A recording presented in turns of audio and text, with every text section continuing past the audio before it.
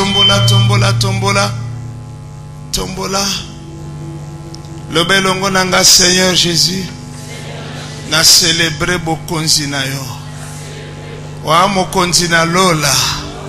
Na mabele pe na se na mabele. Bitando na mai pe mi pepe. Nyonso ezali sumi na seigneurie na yo. Nazomona eloko moko te. Oye ko arrêter puissance na yo. Oye ko arrêter grandeur na yo. Oye ko arrêter miracle na yo. Seigneur Jésus, tika molimo na yo. Alata ngai na butu na lelo. Banda mutu na ngai. Ti ba plante na pied. Naza kozela vie epai na yo. Santé epai na yo. Kimia epai na yo. Bonté epai na yo. Miracle epai na yo. Saisir ngai yo moko par ta main. Katisa ngai bisika na koki kokatisa te. Komisa ngai bisika na koki kokoma te. Changer bomoi nanga. Elongwa bomoi ya pamba pamba. Ekoma bomoi ya valeur. Bomoi ya joie pe ya bonheur. Naza ko croire epai na yo. Pe naza ko croire na fidélité na yo. Kati kati nanga. Naza moto ya pamba pamba te. Naza na valeur monene. Soki bato ba reconnaître na nos valeurs nanga te. Cela ne me dit absolument rien. Mais yo ko imposer valeur nangai. Nase na mabele na ba vivant. Na croire na malobo na lobi. Pe na pesi yo lokumu na beteli yo maboko. Alléluia. Merci Jésus. Asseyons-nous. Asseyons-nous. Que Dieu te bénisse. Que Dieu te bénisse. Alléluia. J'étais en train de dire Alléluia. Est-ce que vous êtes là?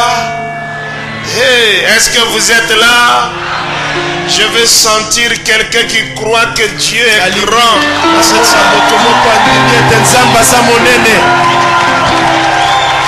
L'Éternel, mon Dieu, il est un Dieu terrible. Je ne peux pas le diminuer. Je ne peux pas le diminuer moi. Même si je suis seul, je sais que l'Éternel, mon Dieu, est un Dieu grand. Je ne regarde pas à gauche. Je ne regarde pas à droite. Je regarde à lui. Puisqu'il vit, je vais vivre. Puisqu'il vit, je vais vivre. Avec lui, c'est la différence. C'est la différence. Je ne serai jamais le même. Jamais. Merci Seigneur. Asseyons-nous bien-aimés. Prenons rapidement nos stylos, prenons rapidement nos cahiers, prenons nos Bibles.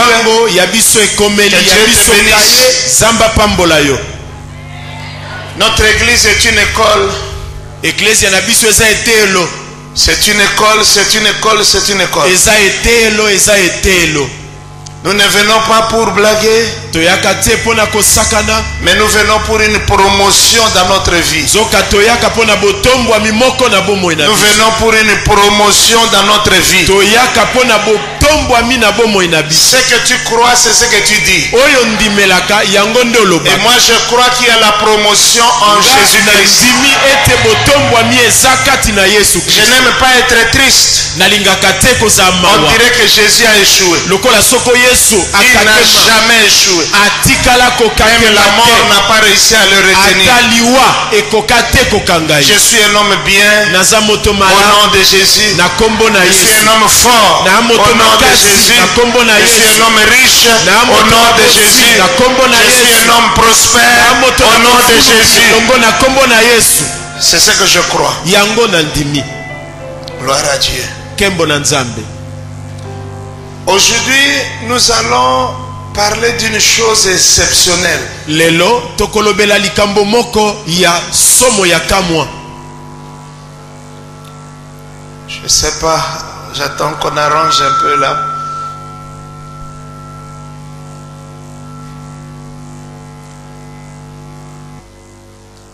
Il y a un homme dans la Bible Motomoko na Bibli yazali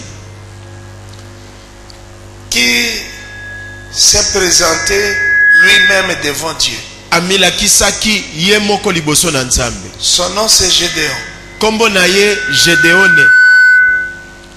Et voici l'idée qu'il avait de lui-même. Tala likanisi azaki nango likolo na ye moko. Pour Gédéon, Pona Gédéone, premièrement, lui, il est le plus petit. liboso ye azali ya moke koleka. Il s'est considéré comme l'homme le plus petit. Azalaki komi mona lokola moto ya moke moke leki moke moke. Je ne sais pas s'il était le cadet de sa famille Na ebite so aki mwana suka libota na ye. ou s'il était le plus petit To en taille. soko azalaki mokuse na bolai na ye. Mais c'est ce qu'il a dit à Dieu. Nzoka yango alobaki na Nzambe. Et c'est ce qu'il croyait profondément au fond de lui. Nde yango azalaki kondimela na bozindo na ye moko. Donc lui se voyait être le plus petit. Ye azalaki komi mona moke leki moke koleka. Il s'est condamné comme ça et il vivait Azalaki avec ses complexes. komi pesa etumbo bongo pe akiko bika na soni wane longo. Il a donné une deuxième définition de lui-même. Apesi ndimbola ya mibale likone moko. Il dit, je sors d'une petite famille. Alobi Très petite na famille. bima na uta na libota ya moke moke koleka. C'est comme ça qu'il se définissait. Nde bongo azalaki komi limbola. Il construisait sa vie en fonction des handicaps qu'il y avait dans sa vie. Azalaki kotonga bomoi na ye na kotalaka bosono ya bomoi na ye. Des obstacles, des problèmes qu'il avait dans la vie. Kotalaka bipekiselo aki nango na bomoi na ye. Il avait un troisième problème. Ya misato aki nango lokwa likambo. Il était sorti de la famille la plus pauvre de Manassé. Autaki na libota moko ya bobola koleka kuna na lingom na libota monene ya Manassé. C'est comme ça que lui se définissait. Nde bongo ye moko azalaki komi limbola. Je reprends. Na bandela. Il disait de lui-même Aki qu'il était koloba le plus petit. ye moko ete aza leki ya moke koleka. Il disait de lui-même que sa famille était la plus petite. Libota na ye abakisaki ezai libota ya moke koleka. Il disait de lui-même que sa famille était la plus pauvre. Pe koloba lisusu ete ya ye libota yaki ya bobola koleka. Et comme il a déjà dit qu'il était le plus petit de sa famille, je peux ajouter un quatrième caractère ou caractéristique. Donc lui, si sa famille était la plus pauvre, mais lui était le plus pauvre de sa famille. Ye moko lokola zaki na uti na libota ya bobola koleka, ye moko azalaki mobola ya koleka kati na libota na ye moko. Et c'est comme ça qu'il vivait. Nde bongwa aki kobika. C'est comme ça qu'il marchait. Nde bongo azalaki kotambola. C'est même comme ça qu'il priait. Bongo aki kobondela. Je suis le plus pauvre. Na mobola. Je suis le plus petit. Naza moke leki ya moke. Je suis le plus malheureux. Naza moto ya mawa koleka. Je suis le plus ceci. Naza moto ya boye koleka. Parce qu'il croyait Lokola aki kondimelango. qu'en disant des choses comme celle-là, Ete na kolobaka makambo ndenge wana Dieu allait l'aider dans la vie.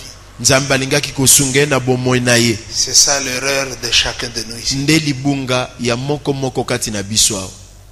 Toi-même, Yo moko tu ne t'aimes même pas omilingi yo moko te. pour penser qu'il y a quelque chose de grand en Po toi. obanza atambala moko ete eloko moko ya monene zakati na yo. Toi, tu te définis seulement en fonction de tes problèmes. Yo omilimbolaka kaka na kotalaka ya yo makambo. Ça, c'est Gédéon. Nde Gédéon na wana. Mais Moïse a envoyé 12 espions pour espionner le pays. Kasi Mose atindi batali tali zomi na mibale bakende kotala tala ekolo mboka. 10 sont revenus. Zomi bazongi. En fait, 12 sont revenus, mais 10 ont donné ce rapport. Zomi mibale bazongaki. Le pays, il est exceptionnel. Bapesi sangoyo mboke ya kitoko. D'ailleurs, ça, ce sont les fruits du pays. Tala mbuma ya mboka tobuki yangoyo. C'est terrible. Eza kitoko somo. Mais, kasi nous avons trouvé dans le pays tomoni kuna na mboka ngo des géants. bato ya milai. Disons tous ensemble des géants. Quand ils disent nous avons trouvé des géants, tango balobi tokuti bato milai, vous n'entendez pas ce qu'ils disent. bino boyoki te mayeba za koloba. Ce qu'ils disent, O bango balobi c'est que nous biso sommes des nains. toza ba mikumble mikuse. Mais ils ne disent pas ça. Kasi balobi boete. Ils disent, Balobi nzoka bango bato mboka wana ils sont bien. baza malamu, Ils sont terribles. baza somo, Ils sont redoutables. baza bato babangisaka, Ce sont des géants. baza bato milai ga. Et nous, Nzoka biso nous sommes des émords. toza ba mikumble. J'ai jamais compris ça. J'ai jamais compris ça. Nano na sosola yango te. Pourquoi l'homme Poni ni moto pense toujours que le meilleur se trouve chez quelqu'un d'autre? abanza katango nyoswe oya malamu eze pa moto mosusu pa nete. Tant que tu seras comme ça, Tango yoko umela bongo Dieu ne marchera pas. Nzambe akotambola nawe elongo te. Il dit, ils sont des géants. Alobi bato yango baza bato milai ga. Donc, nous, on est ici. Biso toza ba mikuse lokole moro. Il dit à nos yeux, Na miso na biso nous nous considérions comme des sauterelles. tomi moni lokola makonki. Dieu Nzambe t'a créé homme. akela yo moto. Mais toi-même, Nzoka yo moko tu te crées quoi? omikeli nani Tu te crées quoi? likonki. Aidez-moi, je vous parle. Tu te crées quoi? Omikeli nani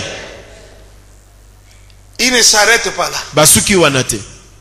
Ils disent que quand on les a regardés, Balobi tango totali bato yango en tout cas, c'était des géants. baki bato milai ga. Et à force de les regarder, Mingi tozotala bango nous nous sommes vus nous-mêmes. biso moko tomi moni. Et nous, Pe biso nous ne sommes même pas les hommes. toza ata bato te. Mais nous, Nzoka nous biso étions des sauterelles. tozalaki makonki.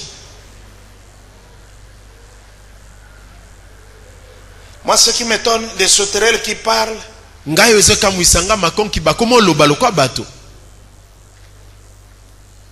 des sauterelles qui font un rapport, Bato bazopesa makonki bazopesa sango.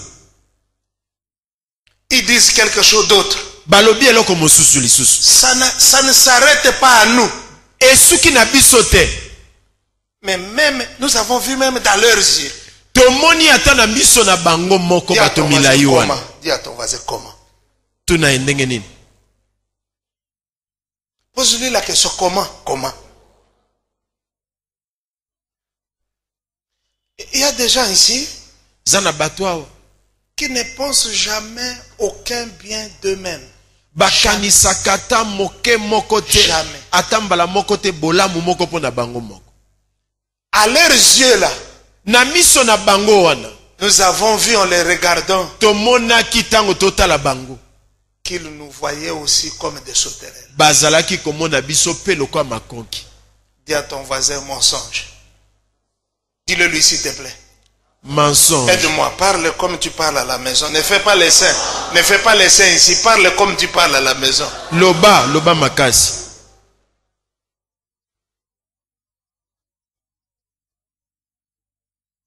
Frère, Bandeko c'est ça chacun de nous. moko na biso azaboye.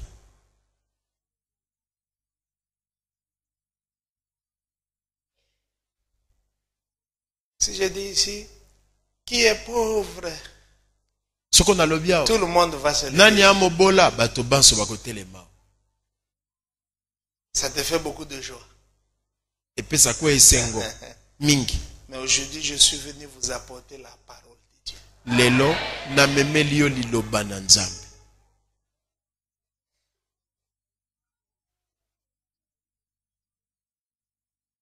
Dieu Nzambe travaille avec nos idées. asalaka na makanisi na biso.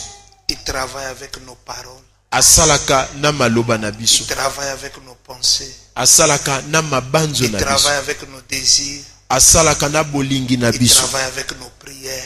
asalaka na mabondeli na biso. Il travaille avec ces choses-là. Asalaka na makambo wana.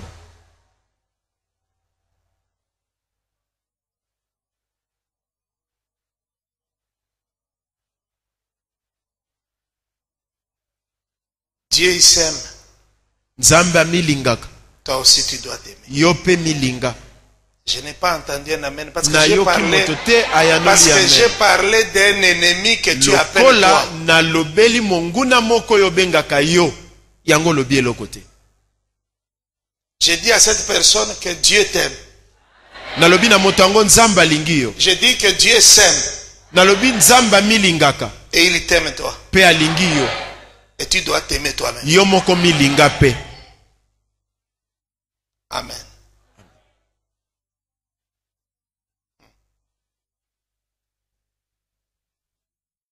Quelle est ta pensée sur toi-même? Nini likanisi ya yo moko likona yo moko? Quelle est ton idée sur toi-même? Nini libanzo ya yo likona yo moko? Qu'est-ce que tu dis de toi-même? Omi lobi nini po no moko? Qu'est-ce que tu penses de toi-même? Kanisi nini po na yo moko? Un jour, Mokolo moko, le Seigneur Jésus a posé cette question à ses apôtres. Kolo Yesu atuni motuno na bayekoli na ye. Qu'est-ce que les gens disent de moi? Bato balobaka nini po na ngai? Ils pensent que je suis qui? Babanzi nazali nani? Moi j'aime cette question. Nga nalingaka motuno mingi. Pour dire que si tu veux que les autres te définissent, ils vont te définir comme un zéro. Soko lingi bato balimbola yo, bako limbolo lokwa libungu tulu. Quelqu'un a dit, Moto ils moko alobi, disent que toi tu es Jean-Baptiste. balobi oza Yohane Mobatisi.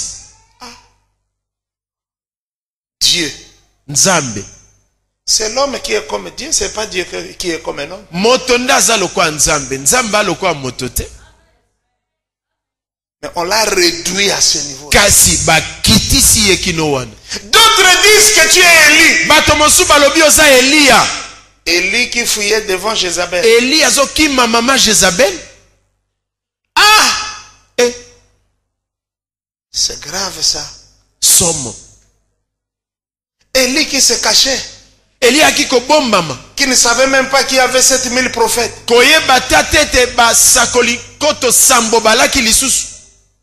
Mais dans ce bruit-là, Kasi na makelele wana. le Père Céleste dit, je dois aider ses enfants ici. Tatana likolo alobi na kosunga bano. Et il parle à l'oreille de Pierre. Alobi na litoi na petelo. Celui-ci n'est pas un homme. Alobi oya motote.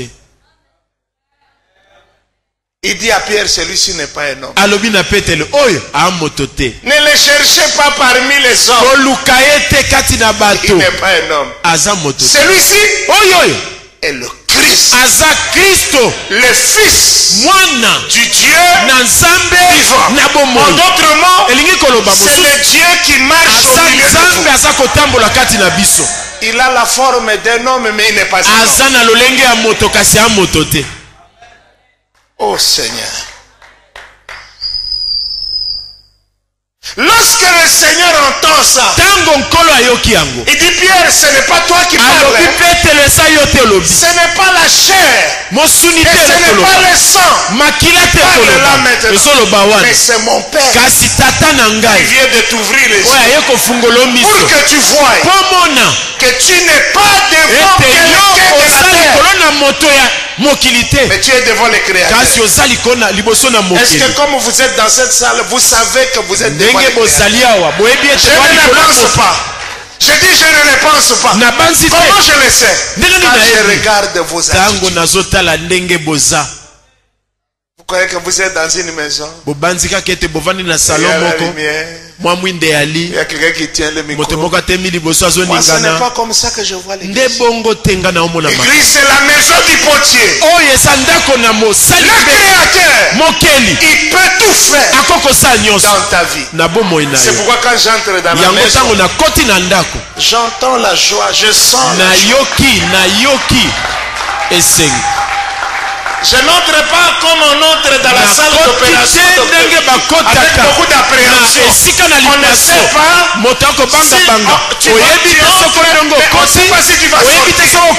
Mais ici, je sais que je vais bien sortir. Mon Dieu, est-ce que je suis venu parler à quelqu'un dans cette église? J'ai dit je sais que je vais bien sortir. Pourquoi? Parce que le divin potier est là. Lève la main droite. Dis très fort, je te remercie, divin potier. Dis-lui, l'argile est là. L'argile est là. N'est-ce pas? N'est-ce pas? Est-ce qu'il doit chômer? Non. Hey, est-ce qu'il doit chômer? Non. Hey, est-ce qu'il doit chômer? Non. Hey, est-ce qu'il doit chômer? Non. Si ton premier vase est cassé, il n'y a pas de problème. Il y aura un deuxième vase. Parce que le potier est là. Qu'est-ce qui est là? Qu'est-ce qui est là? Qu'est-ce qui est là? L'argile. Je dis à quelqu'un, Dieu t'aime. Et ta vie va changer. Parce qu'il t'aime. Parce qu'il t'aime. Parce qu'il t'aime. Parce qu'il t'aime. Je ne suis pas un être malheureux. Mon bonheur est en Jésus-Christ. S'il vit, je vivrai. S'il est monté, je monterai. S'il a triomphé, je triompherai. S'il a réussi, je réussis. Et dis à ton voisin, c'est comme ça que ça se passe. Et à ma camoté, ma foi, liboma, non, ça liboma, c'est simple. Est-ce qu'il est là? Alors s'il est là, ça va réussir. Mais s'il n'est pas là, ça ne réussira pas. Est-ce qu'il est là? Je dois le voir sur ton visage. Attends. Zela. Soki moto azana malaria ebanaka. Soki moto pa ana Yesu ebanaka. Alléluia. Ma signe ya présence na Yembo. Ezalaka. Amen. Bete maboko nzamba pambolo so bete maboko. Rapidement, je vais vous parler rapidement. Mbango na kolobela biso. Donc j'ai déjà commencé. Quelle est l'idée que tu te fais de toi-même? Regarde-moi. Talanga. Guéris ta pensée sur toi-même.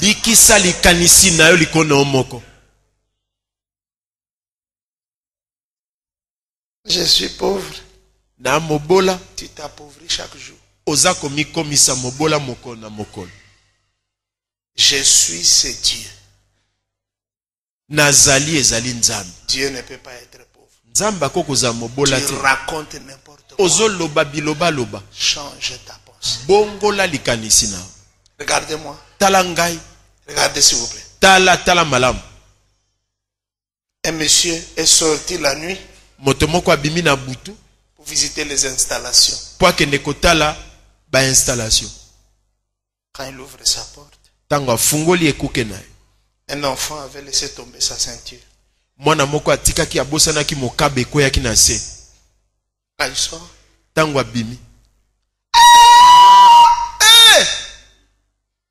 au lieu même de rentrer à la maison, il saute les serpents, il continue la course dehors.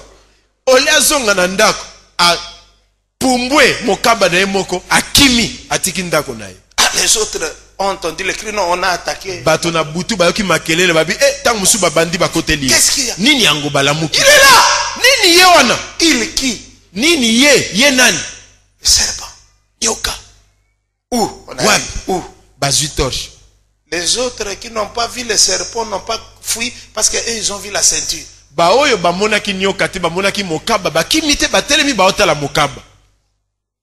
Mais lui qui avait vu le serpent, même si on l'appelait que c'est la ceinture, il était toujours là loin.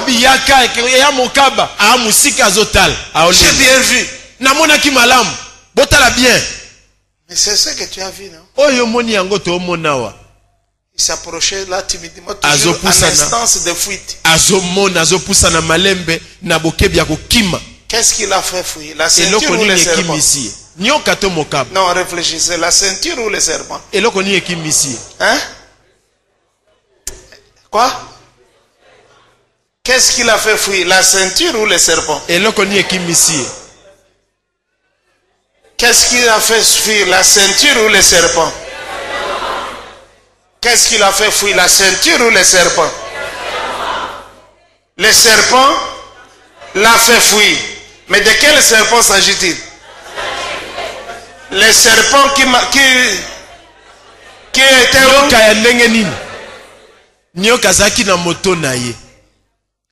et lorsqu'il a su que c'était la ceinture,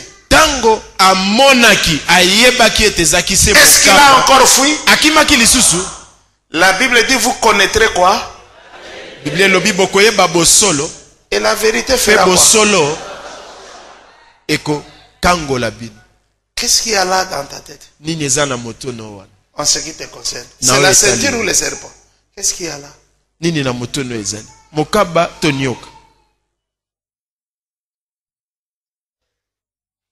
Lorsque Dieu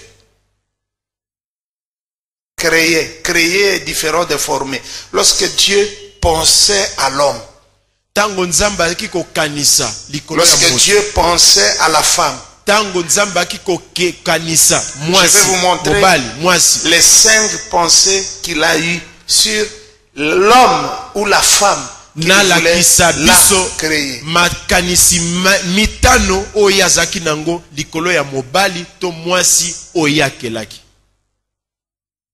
Dieu dit, Dieu fit les animaux de la terre seront leur espèce. Laissez-moi lire, please. Le bétail selon son espèce et tous les reptiles de la terre selon leur espèce. Dieu vit que cela était bon. Je suis dans Genèse chapitre 1 à partir du verset 25. Puis Dieu dit à lui-même. C'est extraordinaire ça. Dieu dit à lui-même. Faisons l'homme à notre image, à notre ressemblance.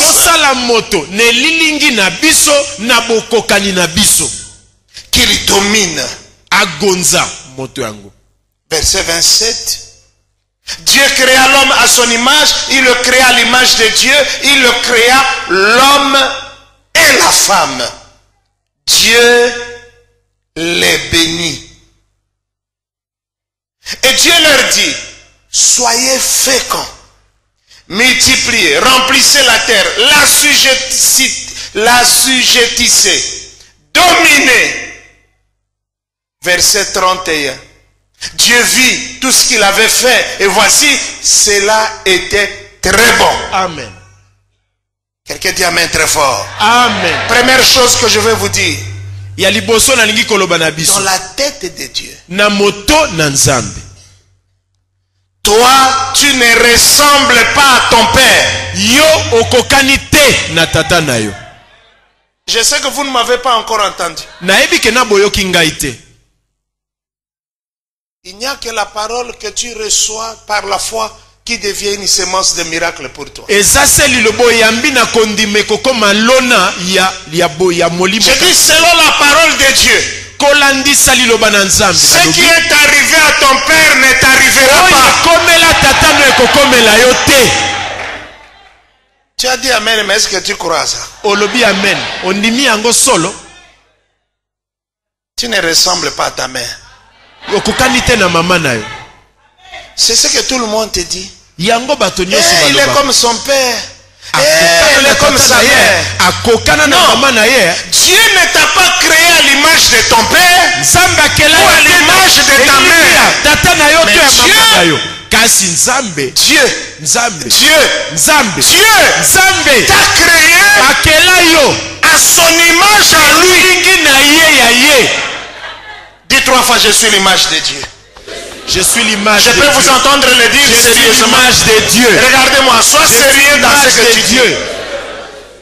Nous sommes en train de construire une guérison. Sois sérieux dans ce que tu dis. Zala penza na molongo nozoko. Allons-y, je suis l'image de Dieu. Je suis l'image. Trois fois.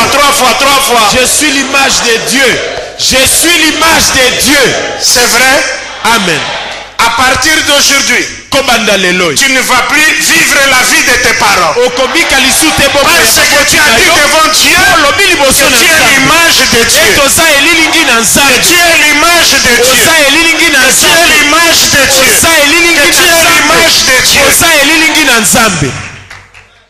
Tu ne ressembles pas à tes oncles, Okokana te na à tes banoko na yo. cousins, Na ba à tes membres de famille. na bato ya libota Tu na ne yo. ressembles pas à tes frères. Okokana te Tu ne ressembles pas à tes sœurs. okokana te na bandeko no ya basi Tu yo. n'es pas la copie de quelqu'un. Te lokasa ya Mais moto toi, moko. Kasi yo tu as été calqué. salamaki. Je dis, tu as été calqué Yo salamaki sur Dieu lui-même. likolo na nzambe ye moko. Sur Dieu lui-même. Likolo na nzambe ye moko. Si tu le crois, dis Amen, je vais t'entendre. Yango loba amen. C'est pourquoi je crois ce Yango soir na ndimi yango. que comme tu as reconnu, Soko ndimi. comme tu as Lokola reconnu ondimi. que Lokolo tu es ondimi. l'image de Dieu, Toza elilingi na nzambe. laisse que le ciel te respecte. Tika likolo. Laisse que la terre te respecte. Ndimayo.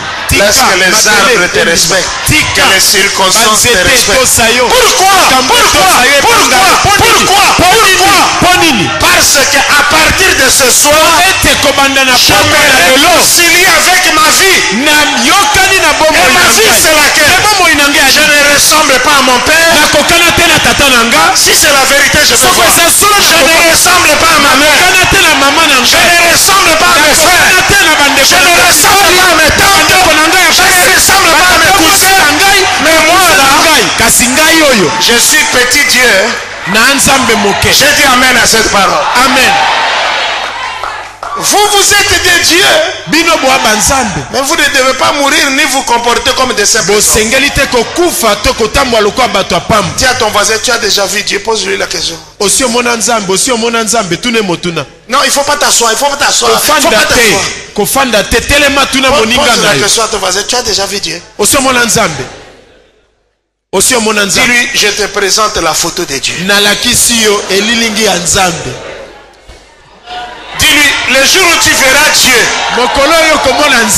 tu vas voir que je lui ressemble sérieusement.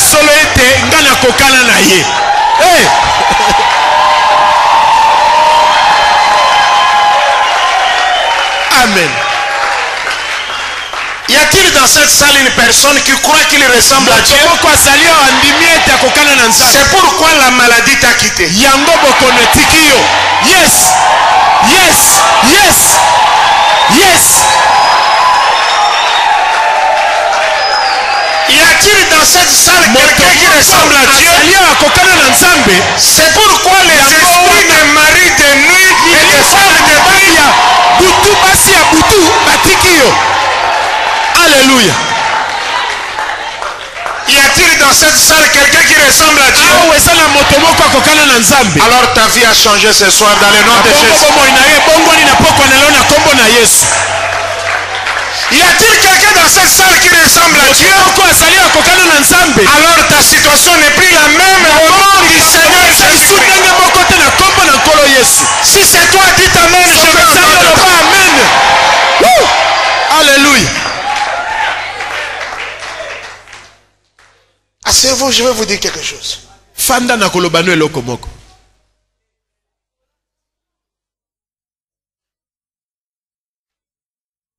Il y a un petit aiglon. Moi, ndeke moko ya aiglon. Qui s'est retrouvé par hasard. Ami monaki kakabona poisa. Comme les Quinois disent, qui s'est retrouvé par hasardement. Ça n'existe pas. Et à la katena lopoto. Sauf na monokwamboka. Il s'est retrouvé en compagnie d'une mère poule et de ses poussins. Ami moni na molongo na bana ya soso na mama ya bango soso. Il marchait. Baikotambola. Et la maman prenait soin d'eux. Mama soso azali kobate la bango. Mama soso. En tout cas, les glands étaient comme les poussins. Les poussins étaient comme les glands. Ye glands wana ki lokwa bana ya soso. Bana soso pe ba ki lokwa ye. Bango nyoso ba wala na mama soso. Bomo ezoko baboy. Mais seulement kakande mokolo moko. Quand la poule tango soso poussait des cris, azo salama mangangi. Les poussins comprenaient directement. Bana soso balandi mbala moko baebi mama lobi boy. Et les glands, lui, avait toujours des problèmes. Ye wana akina mwambi kakatano azo soso la malamu te. Il devait toujours suivre après les autres. Akolanda na mwa retard. Mais on dirait que quelque chose en lui disait. Lokola soke loko moko kati ne ekoloba na ye. Toi, yo, tu n'es pas toi. Yo wano yo te. Quelque chose lui disait, vous n'avez pas compris ça. Et loko moko ekoloba bino bo sosolité. Toi poussin. Yo soso. Toi poussin. Yo mwana soso. Tu n'es pas toi. Wana yo te. Tu n'es pas poussin. Wana mwana soso te. Tu te fais pousser. Omi komisi mwana soso. Mais tu n'es pas toi. Kwa mwana soso te. C'est pourquoi tu ne comprends pas tout ce qui se passe. Lorsque les petits éperviers menaçaient tango ba épervier baika koluka ko tungisa bana soso. Épervier c'est le voleur. Moyibi. Mais il est petit. Amuke. La poule craint l'épervier. Soso abanga kaye elle a déjà donné des consignes aux poussins. Commandement disparaissez. Soko kana gangi ban boli moi. Mais chaque fois que l'épervier venait, tango nyonso épervier koya, tous les poussins disparaissaient. Anana soso nyonso na samatiti. Mais les glands, kasiye glon. Quelque chose lui disait. Et là comment ekoloba na ye? Toi tu ne peux pas fuir. Yo okoko kimate. Et lui, payé, il restait là. Atikali wana. On dirait que lokola soko. Comme l'épervier s'approchait, on dirait qu'il y avait quelque chose en lui. Et il lui disait, tu l'épervier. Yo, tu l'épervier. Épervier. Et l'épervier n'a jamais vu un poussin aussi résistant. Parfois, ce que tu crains te crains aussi. Mais tu ne sais pas. Quand tous les poussins disparaissent, et même la poule, lui les glands, des choses bouillonnaient. Et ces choses lui disaient, mange. Lui ne voyait pas la menace, mais il voyait la provision. Alors quand l'épervier repartait, la mère et les autres frères poussaient, les regardaient comme un orgueil.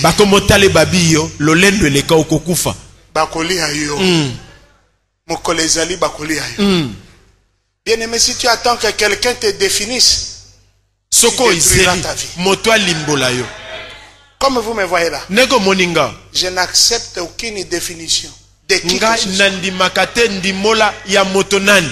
sais ce que lui m'a dit. C'est ce que je garde.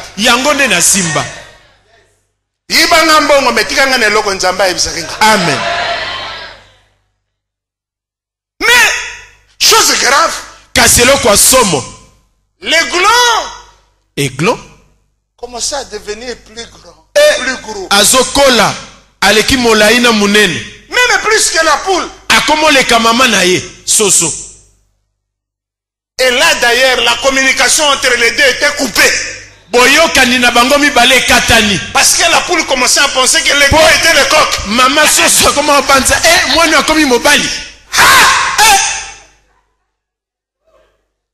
Un jour, mokolo moko, la maman de l'aiglon Parce qu'elle était toujours en train de chercher son enfant perdu. Un peu comme le fils prodigue. Un jour, avec ses ailes déployées, plus d'1 mètre, 2 mètres, il est passé. Là maintenant il poussait les cris de l'aide.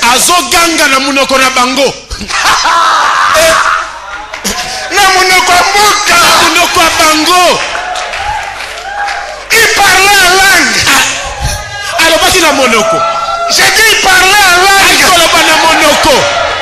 À ce moment-là, la poule ne pouvait pas entendre cette langue. Le poussin n'entendait absolument. Mais lorsque la mère a crié quelque chose, j'ai dit bien quelque chose. Je suis en train de parler à quelqu'un. C'est réveillé dans la vie de l'aiglon. Il s'est rappelé qu'il avait des ailes. Il a bougé ça. Du coup, quelque chose qui volait au-dedans de lui sans qu'il ne vole.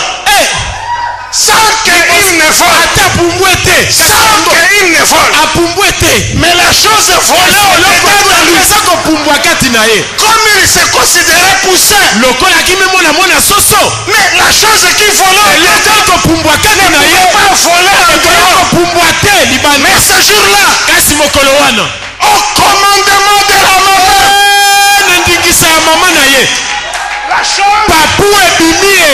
la chose, j'ai dit la chose,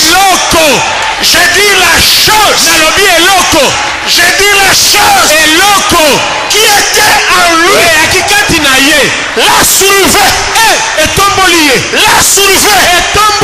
l'a soulevé, il n'a pas eu le temps de dire au revoir à la poule ou au poussin.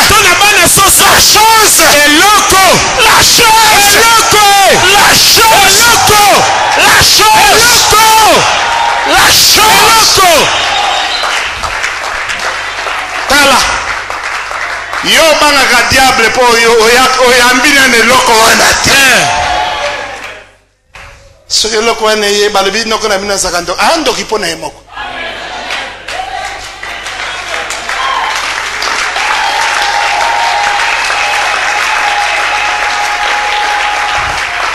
Nalingi na loba boy. Bandoki te moto bazo bundisa yo. Yo ndo zo bundisa ba. Oyoki makambo na lobi te. Oyoki makambo na lobi te. Na lobi boy. Soki bandoki bazali ko bundisa yo. Banda poko na lelo. Na commandement ya mama Eglo. Mama Eglo. Eloko moko ezali katina. Amen. Eko bundisa bandoki. Soki ça yo loba amen na yo kayosa. Amen. Dis à ton voisin, tu n'es pas toi, tu n'es pas toi, tu n'es pas toi, tu n'es pas toi, tu n'es pas toi, tu n'es pas toi. Tu es la photo de Dieu. Comme tu es la photo de Dieu, que la maladie quitte ton corps dans le nom de Dieu. Comme tu es la photo de Dieu, et le démon quitte ta vie dans le nom de Jésus. Alléluia. Tu ne ressembles pas à ton oncle. C'est pourquoi il ne te mangera pas. Parce que ce qui est en toi peut manger ton oncle sorcier. Le jour où l'aiglon s'est reconnu, heureusement que le pervier n'était pas là. Il allait le bouffer en premier. Pas parce qu'il avait faim, mais dans le cadre de la vérification. Je veux que le pouvoir de Dieu qui est en toi attaque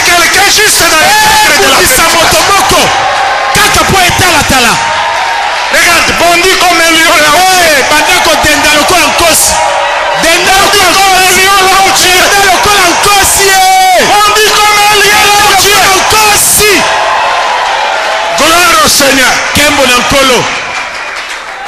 Gloire au Seigneur. Kembo Nankolo. Je ne suis pas ce que les hommes disent. Nazalito bato balobi naza. Dis à ton voisin, cesse de te donner de mauvais noms. Hey! Loba Nandeko. Tika komi pesa bakombo mabe.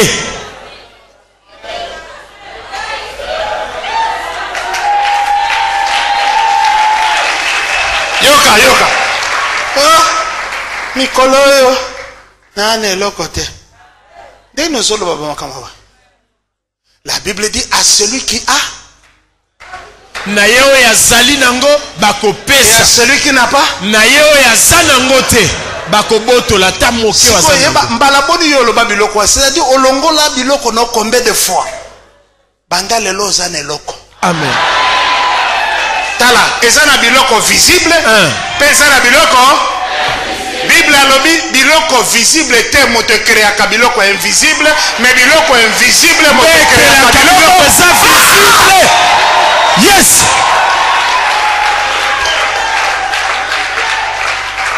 Est-ce que c'est le loco? Jamais na monoko na otonga su nzambe. Nzambe apesu eloko, mais yoka yo. Nane loko te.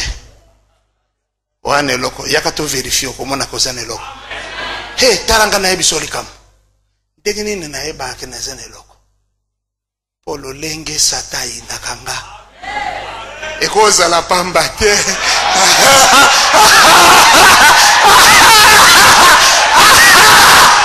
Ekoli koza la pamba te.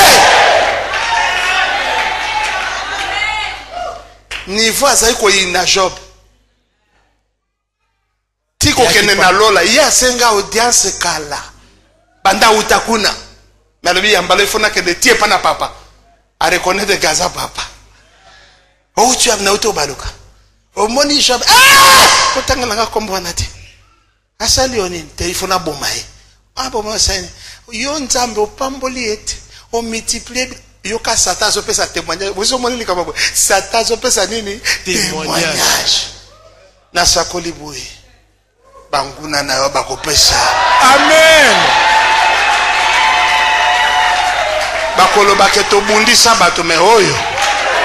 Oyo amwana ya Nzambe. Yebisa voisin ni solo neko kene musika yebisa ye.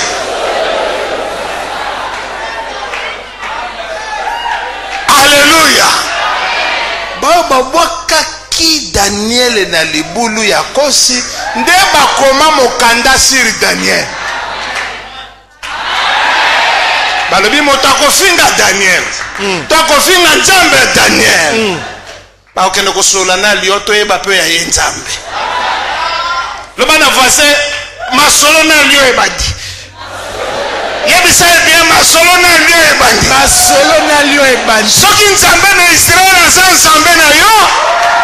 Okosolo na lio po bimi mobimba. Mais soki Nzambe na Israël aza Nzambe na yo te. Loba amen na yo kabisiko yosa. Amen.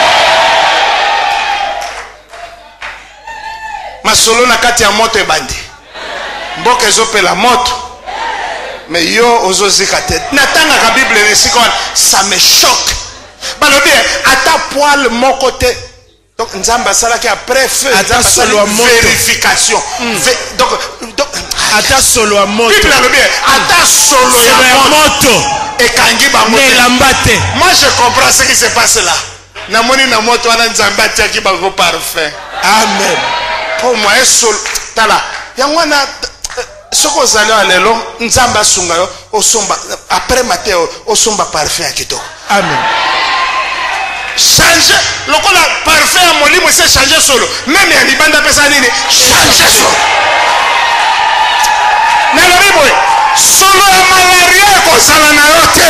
Amen. Solo ya pauvreté kozala na yo te. Amen. Solo ya malédiction kozala na yo te. Amen. Solo ya destruction kozala na yo te. Amen. Est-ce que nazolo bana moto azali ayele? Amen. Est-ce que moto batini ngana loba pona ayele? Amen.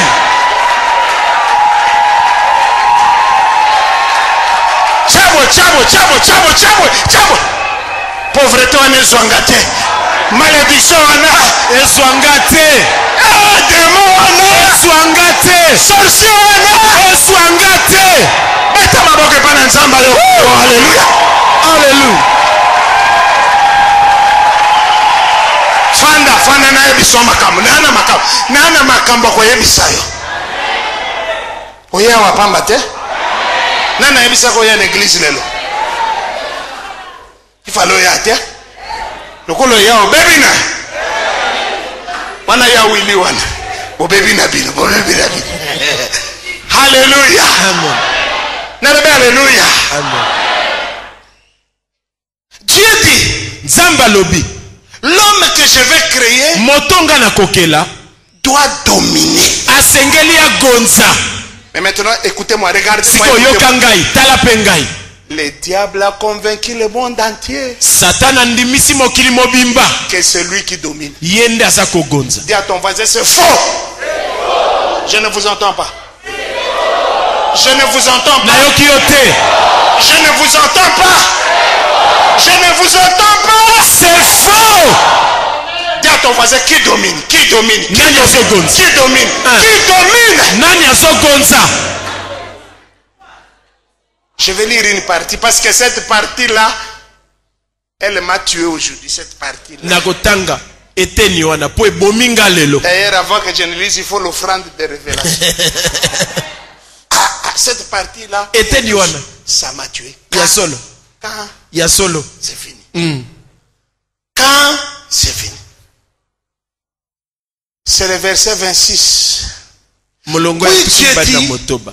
faisons l'homme à notre image, selon notre ressemblance, qui lui domine. Écoutez-moi bien. Yoka Qui lui malamu. domine sur les poissons de la mer.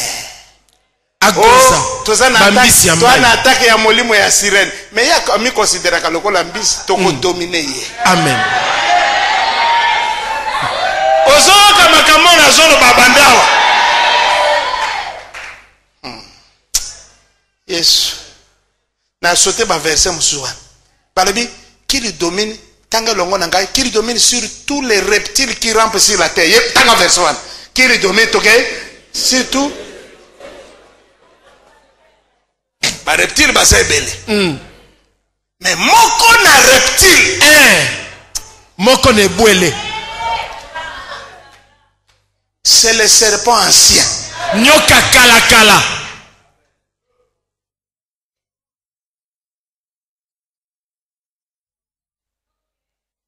Je voyais Satan tomber du ciel. Nazalaki komona Satan akokwea uta likolo lokola kake. Aussi Pe vous ai-je donné napesi bino. quoi? Nini? Le pouvoir Bifo. de faire quoi? Ya nini? Ya koniata. Vous marchez en étant assis. Yoso tambola. Le pouvoir de faire quoi? Bifo ya nini? Ya kotambola. Le pouvoir de faire quoi? Ya kotambola. Toi tu marches sur place. Yo otambola ka kotelema. Le pouvoir de faire quoi? Bifo ya nini? Le pouvoir de faire quoi? Bifo ya nini? Le pouvoir de faire quoi? Bifo ya nini? Qui a le pouvoir ici? Nani asala bifo awa? Alors marche. Tambola. Sur le serpent. Likona nyoka. Sur le scorpion. Likona nkoto. On va faire un défilé militaire. Tokosala lelo etamboli ya soda. Aidez-moi. Tambola lokomo soda. Un défilé militaire. Ale mbala moko boye. Tala liboso. Tala liboso. Et de garde présidentielle. Tala. Je marche Tambola. sur le serpent. Nazo tambola likona Sur nyoka. le scorpion. Likona koto. Sur toute la puissance. Buya nyonso. Toute la Buya puissance. nyonso. Toute la puissance Nyonso. de l'ennemi. Ya monguna. Sans que To yango te. rien Eloko moko te. ne puisse Ekosala. m'amener. Natikeli une minute ya marche. Tambola. Marche militaire. Il y a garde présidentielle. Tambola Enyata. Tambola. Tozonyata. Tozonyata bango. Moto enyata otemeli konyata sur les serpents, likona nyoka sur les scorpions, kona koto sur toute la puissance likona nguya nyonso de l'ennemi. ya manguna Sans que nyonso eloko te rien ne puisse. ekosala o mabe. Merci, que Dieu vous bénisse. matondo nzambe pambola yo. Que Dieu vous bénisse. nzambe pambola yo.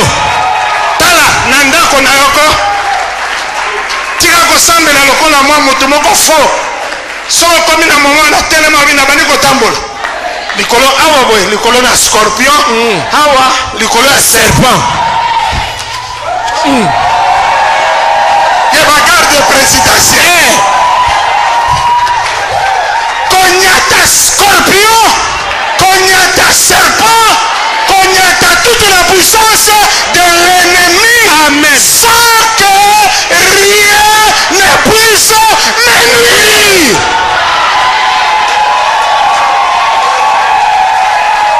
Kamata place na Zwezi. hawa na Kinshasa tuzoyoka bwe. On na priaki contre diable après na zuba représailles, na zuba attaque, na zuba retour, na zuba babenga kokoma eza bakome bela a retour. Oh non, quoi bo attaquer diable yeba ke ba représailles ça et comment na Bible te. Ba lobi bo ko marcher sur awa sana scorpion. Awa nani Serpent. Nous sommes balés sur Toute la puissance de l'ennemi.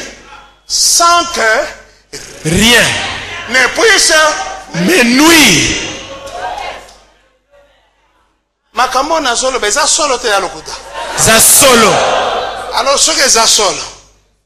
Yoko ofanda na basomo wana ofanda na ngote. Na Kinshasa batutu bazaba malheureux. C'est parce qu'ils prient qu'ils sont devenus malheureux, parce qu'ils voient le diable partout. Hey, le diable n'est pas partout. Hey, les démons ne sont pas partout. Satan mais c'est mon Dieu qui est partout. Nzambe na nganga abisika nyonso. Yebisa voisin na bika na basomo wana. Moto abongoli motema ka sikoyo. Ayambi Yesu kan. Yesu amobimba kote kan. Kaka na seconde wana. Aloba na diable je te chasse hakim. Bongo yo bambule bele umeli na fwa kaitaka. Oh bafininga. Oh bafinaka ote yo moko mifinaka.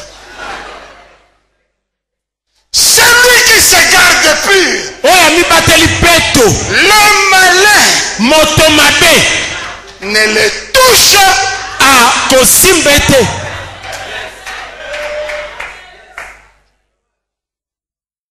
Oh mon Dieu. Est-ce que vous êtes dans cette salle ce soir? Ozao. L'homme que Dieu a créé. Moto nzamba ke. L'homme et la femme. Moi si mobile. La Bible dit. Biblia lobi. Quand il les a créés. Tango akeli bango. Regardez-moi. Talangai. Azuyoyo.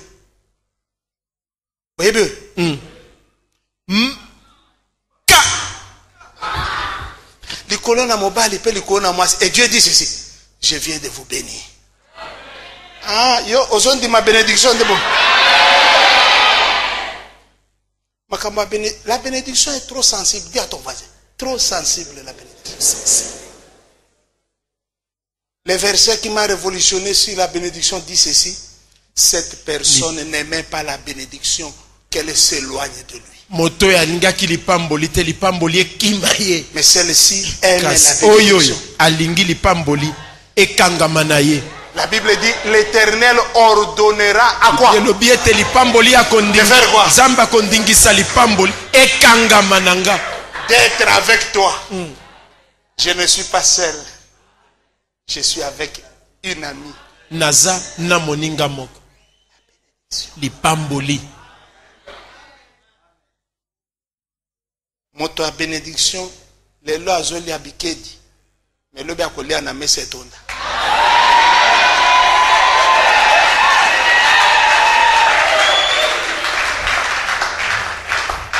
Bénédiction. Et c'est loko ya kobombama. Hein? Donc au moins moto moka pamba boy menzo ka na eloko. Au moins ni po ani nzamba bomba bénédiction po ba miyibi baleki. Ce qui bénédiction est bimakabo. Taleza nano Jacob. C'est que nous koyiba yana. Banda moyibi wane salimanza bakoma mayele trop.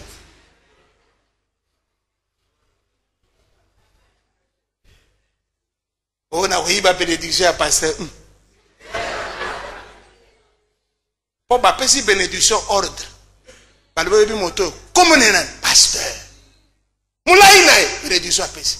Moukuse nae bénédiction à pesi. Mounene nae bénédiction à pesi. Moukene nae bénédiction. Adirasi nae bénédiction. Abi kangama nae. Soka kebo. Ok. Ok. Soka avancé. Oh avancé. Soka rekile ok. O rekile. Ya wanga sona otambola tina frenda kabrise pona yoka bénédiction tout ngana kwa.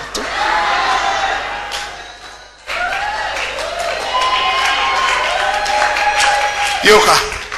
Satan a convaincu tous les Congolais qu'ils sont maudits. Satan a ndimisi bana na Congo ndio sote balakela mamabe. Sauf moi. Longolangai. Longolanga. Longolanga. Longolanga. Longolanga. Longolanga. Oyebi moto aza na foi asala kama kama. Moto. Ton opération spirituelle. Longolanga. Longolanga. Longolanga. Longolanga. Na liste ya bamodi. Longolanga. Na liste ya maladie. Longolanga. Na liste ya destruction. Longolanga. Na liste ya envoûtement. Longolanga. Ya malédiction. Longolanga. Ya esprit ya mari de nuit. Longolanga. Ya femme de nuit. Longolanga. Yebi sa façon on a maudit tenga. Combien de tenga ba masona ya malédiction te? Hey, regardez-moi, je vais vous dire quelque chose. Talanga ina lobane lokomoko. Il y a dans la parole de la bouche Kati na liloba monoko. la vie ou la mort. Bomo itokufa. Si tu parles de ta bénédiction, elle va commencer à se manifester dans ta vie.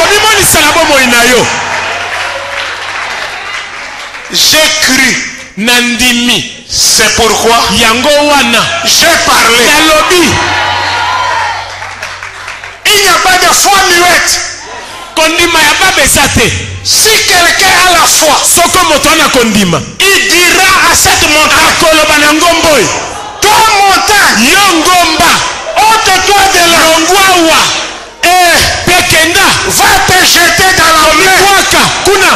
S'il ne doute pas dans son cœur, Soko atiete mbete na monoko. mais s'il croit Kasoko andimi. que ce qu'il dit Eto yalo. va s'accomplir, Kokokisama. il le fera. Komona yango. Alors moi j'applique ce verset là. Yango nga nasala kalitanga. Je ne suis pas maudit moi. Na lakela mama bete. Je suis le fils de la bénédiction. Na samwa na lipamboli. Je suis la bénédiction de Na l'Éternel. sa lipamboli na yawo. Je suis le fils de la Na bénédiction. samwa na lipamboli. Moto alakelanga mabe na sena mokili oyo azate. Azate. Ma Bible me dit, Biblia nange lobi. c'est que l'Éternel est béni, Oyo yawe apamboli. est béni, Epambolani. est béni. Epambolani. Dieu n'est pas un homme pour mentir. Amoto te pakosa. Il m'a dit, Aloba nanga. je t'ai béni. Na pamboli. Et il m'a dit, Pe alobi lisu. va bénir mon peuple. Kenda ko pamboli bota. Je suis en mission dans cette église. Sana mosala na eklesi oyo. Je suis en mission. Naza na mosala o. Je suis en mission. Na ye mosala o. Je ne suis pas en prédication, Naza kote ya te. mais je suis en mission. Kasi na na mosala. Quelle est ma mission? Mosala nange ya nini? De prendre de là où tu es, Ya kozwa epai ozali. de mettre en hauteur, Kotombolo likolo. de mettre en orbite. Kotombolo na esika. Tu es une flèche, Oza motolotolo. une flèche Motolotolo. entre les mains d'un guerrier. Maboko ya mobundi. Je te dis, Na bwaki yo. Na tindi yo. Na tindi yo. et je te lance Pe na tindi yo. très loin Osika. dans le nom de Na Jésus. kombo na Yesu.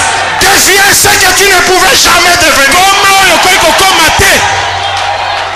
Je suis dans la joie de parler ce soir. Naza na esengo ya koloba na pokwa na Parce lelo. que je sens quelque chose Po naza koyoka eloko moko. qui me dit parle. Olobi na nga loba. Et je suis en train de parler. Pe naza koloba. Je suis en train de parler. Naza koloba. Je suis en train de Naza parler. koloba. Tu es le fils de la bénédiction. Mwana lipamboli. Tu es la fille de la bénédiction. Mwana lipamboli. Je dis ceci. Nalobi boye. Tu es une flèche.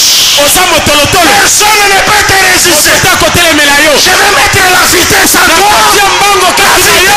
Mbango kati na yo. Mbango kati na yo. Mbango kati na yo. Que l'Éternel te bénisse. Yawe apambola yo. Mon Dieu, Nzambe na ngai. je suis en train de parler. Naza koloba. Toi, Yo. tu ne mourras pas dans la honte. Toi. Kufa te na soni yo. Jamais, jamais, jamais, jamais, Te. jamais, oh, Te. jamais, oh, Te. jamais, oh, jamais, oh, jamais, oh. Quoi? Nini? Que la parole du sorcier s'accomplisse sur toi. Liloba ya ndoki ekokana bomoi na yo. C'est la parole du prophète qui s'accomplira sur toi. Osakoli ekokokisama na bomoi na Toi, yo. tu es le fils de la bénédiction. Yoza mwana lipamboli. Hey, tu es la surprise du monde de tes Ozaka élèves. mwa ya mokili na molili. Hey, tu es comme l'air. Oza lokola L'air. mopepe. Le vent. Mopepe. Qui peut bloquer le vent? Nani akokokanga Qui mopepe? peut stopper le vent? Nani akokotelemisa mopepe? Allez, souffle à gauche. Tepa na Allez, souffle à droite. tepa na loboko na Allez, mobali. souffle devant. Tepa liboso. Allez, souffle Tepa derrière. na nsima. Hey, c'est la bénédiction de l'Éternel Eza lipamboli na Yawe. qui enrichit. Ne pwamisaka. Et l'Éternel Pe Yawe ne la fait suivre akolandisaka ngo te.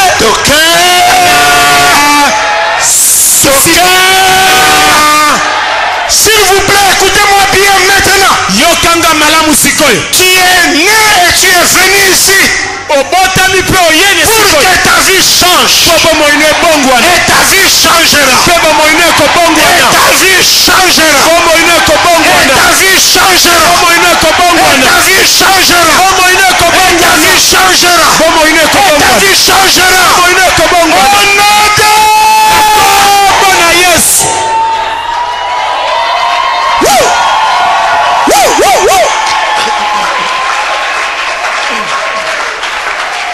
Je sens que le ciel te bénit. Naza Je sens que koyoka la terre te bénit. Je sens que le ciel te bénisse.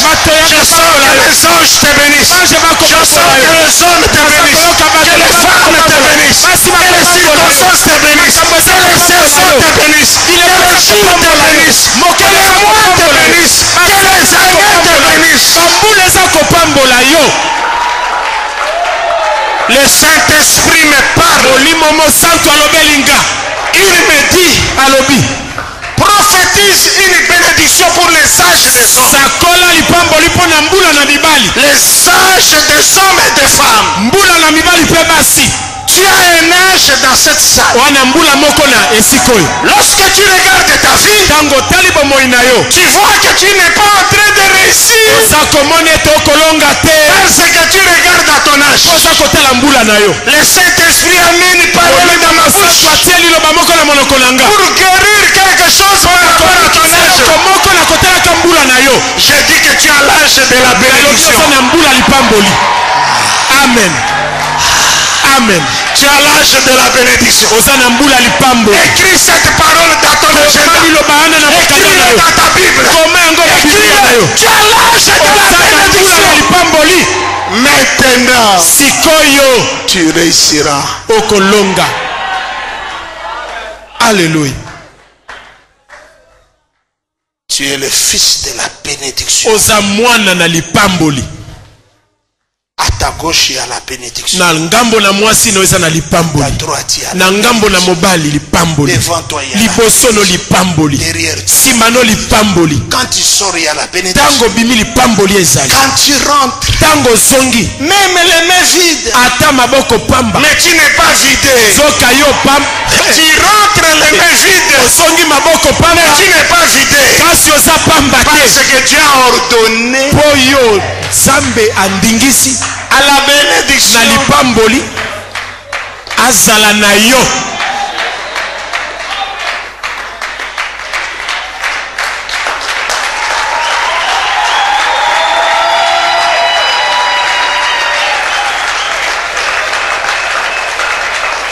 Asseyez-vous, nous avons fini pour ce soir. Fanda tosilisi na pokwa na lelo. Quand je dormais dans les boutiques, Tango na ikolala na baboutique. sur les nattes, Likona bitoko. les souris Bapuku dormaient avec moi. baki kolala nanga elongo. Seulement moi je dormais, mais elle ne dormait pas. Kakanga na ikolala kasi bango baki kolala te. Par conséquent, Na bongo elle roulait sur moi. baki kotambola likonanga. Quand je dormais dans la boutique, Tango na ikolala na boutique. affamé, Nzala sans nourriture, eloko akolia eza te. sans perspective de nourriture. Likanisi ya kolia eza te. Quand j'avais un ouf troué, Tango nazalaki na pantoufle ya kotoboka. un seul pantalon, Mbati moko sans sang ni eau, ezanga makila ezanga mai. chemise Qatar pour cacher les problèmes que j'avais. Simisi ya molai. Tina nango ezalaki ebomba sekele. Ezalaki na mbati ya kare kare. Chemise. Simisi ezalaki ya kare kare. Kare kare. C'est carré, carré ou carreau, carreau, comme vous voulez. Ndenge tolingi. Le Seigneur m'a dit, Kola lobi nanga. je te bénirai. Nakopambola yo. Il dit non, non, ce n'est pas l'endroit indiqué. Alobi eza esika yango te. Ngana lobi kolo eza esika oyo te. Mais c'est ça. Kasi C'est eza comme ça que yango. Dieu travaille. Nde bongo nzambe asalaka. Tu es masse informe. Oza eloko ezanga elongi. Dieu est venu sur la terre Nzambe aye na mokili. alors que la terre était dans les ténèbres, Nzoka mokili ezalaki na que la molili. terre était informe, Mokili ezalaki elongi. que la terre était vide. Ezangaki eloko. Ça remplissait les conditions Ekokisaki mibeko pour une nyonso. intervention de Po ete Dieu nzambe akota kati nango. dans la vie de la terre. Na bomoi ya mokili. Ce soir, Lelo na pokwa. il y a une intervention de Dieu Bokoti moko na nzambe ezali. dans ta vie. Na bomoi. Je répète ça 3 fois. Na bandeli yango mba misato. Ce soir, Lelo na pokwa. il y a une intervention de Bokoti Dieu moko ya nzambe ezali. dans ta vie. Na bomoi na yo. Je répète, Na bandeli. ce soir, Lelo na pokwa. il y a une intervention de Dieu. Bokoti moko ya nzambe. Na bomoi na yo ezali. Pour la dernière fois, Mbala suka. ce soir, Lelo na pokwa. il y a une intervention Bokoti moko na nzambe ezali. dans ta vie. Na bomoi na yo.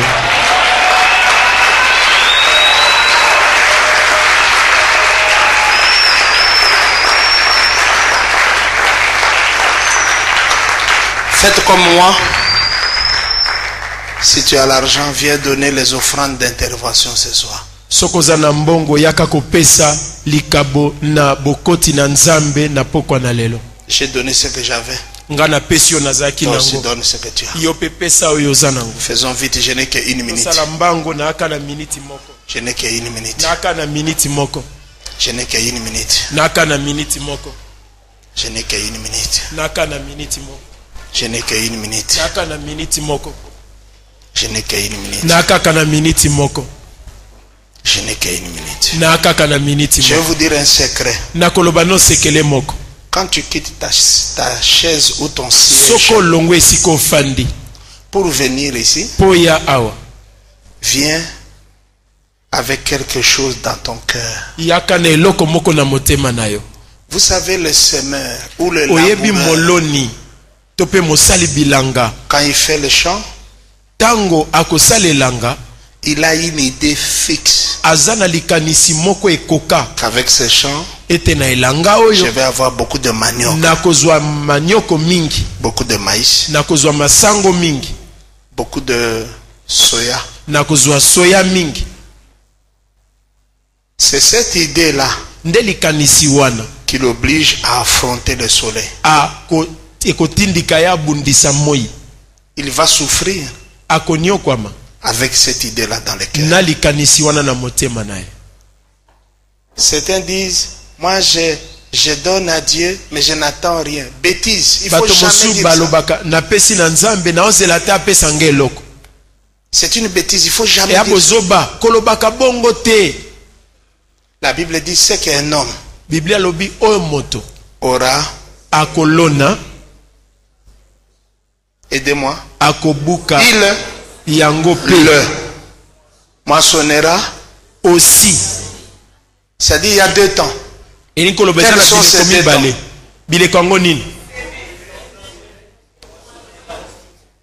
Si tu n'as pas semé, tu vas moissonner.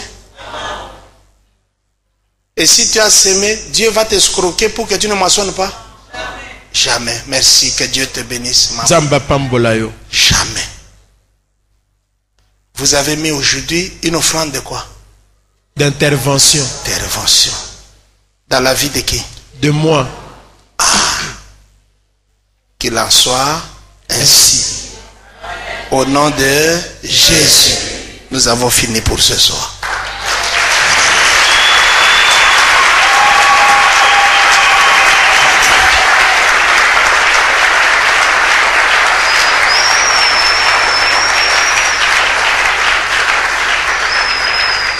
J'ai 1 minute, si tu as la dîme, dépose-la rapidement.